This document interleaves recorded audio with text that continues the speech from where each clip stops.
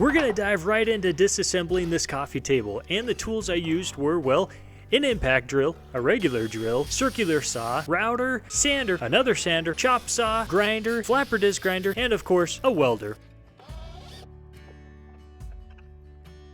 If you're anything like me, you might be wondering, how is this guy going to do this for free? And the short answer is, if you're starting from scratch, it's not free. But if you utilize the materials and extra paint and all kinds of stuff you have left over from other projects, well, yeah, it kind of is free. Prime example, all the metal was left over from my railing project, and the stain was left over from me redoing my hardwood floors. So as you're doing projects here and there, you'll end up stockpiling a whole bunch of materials that, hey, you get to use for other projects.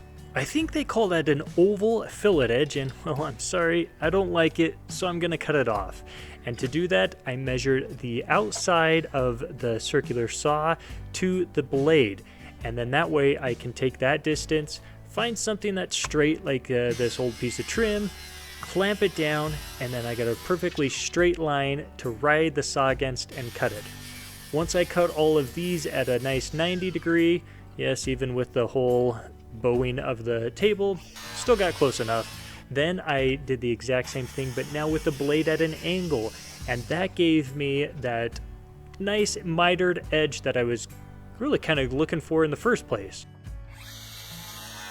My circular saw goes about 55 degrees, and so, well, I maxed it out, and that's the angle I went with.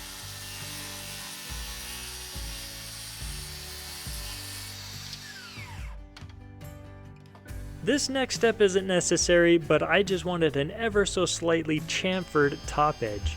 And well, it was pretty simple. All I did was put in my chamfer bit and put the depth very shallow and took one pass all the way around.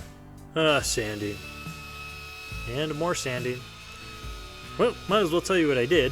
Started out with 36 grit, bumped it up to 60 grit, switched over to my palm sander, and finished off with 120 grit, making sure I got it smooth as a baby's. Hey, let's talk about steel for a minute. As I mentioned earlier, I got all this left over from my railing project. This is 2 by 2 inch square tubing. It's pretty common size to pick up at a steel mart, or if you don't have one of those close by, you can get it at a big box store, but it's going to be a little more expensive.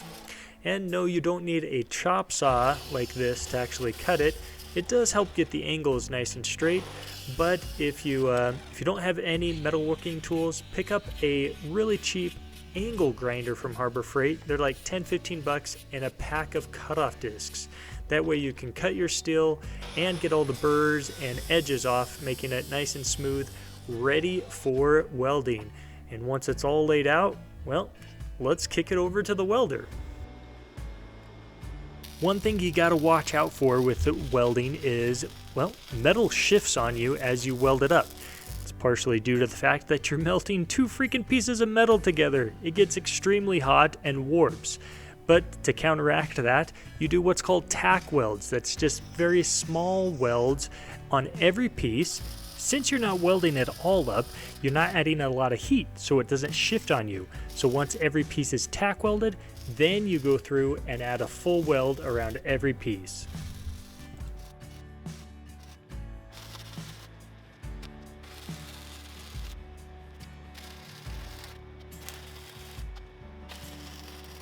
Time to make it shine. Yeah, you want to clean up all of those burrs, all the spatter, and I do it with a flapper disc. It's pretty much sandpaper on steroids. You use it with your angle grinder. It's just another attachment. You don't need another angle grinder for it. And then to clean off all the oily substance, I use just either acetone or mineral spirits. Mineral spirits. If you want that coating to last forever, you should probably powder coat it. And if not, well, a couple good old coats of a rattle can works just fine. Sanding. More sanding. Well, you may have actually noticed that I was welding on top of the table. Well, not the top of the table. I flipped it over and was welding on top of the bottom of the table. Does that make sense? Because of that, I did one more pass with a 120 on the bottom, and then I switched it over yet again and did a final pass on the top with 220 grit sandpaper. And that gets us into the final stretch of the stain.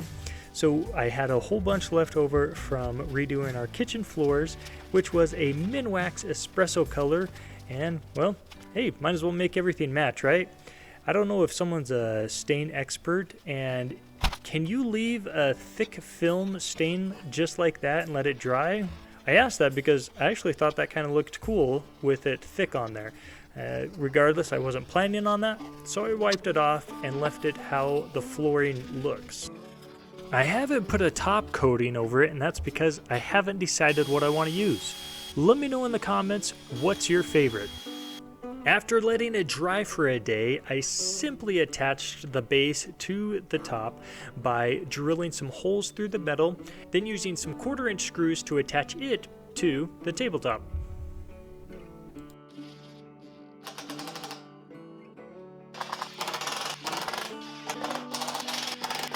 Crucial step here: if you do not want to scratch the surface that you will be putting this table on, we'll pick up some plastic caps. They're like 50 cents at the Steel Mart, or you can pick them up online, and we're done. I really like how it matches the flooring, and the new modern look of those steel legs just match beautiful with the railing. So thanks for watching, guys. We'll see you next time.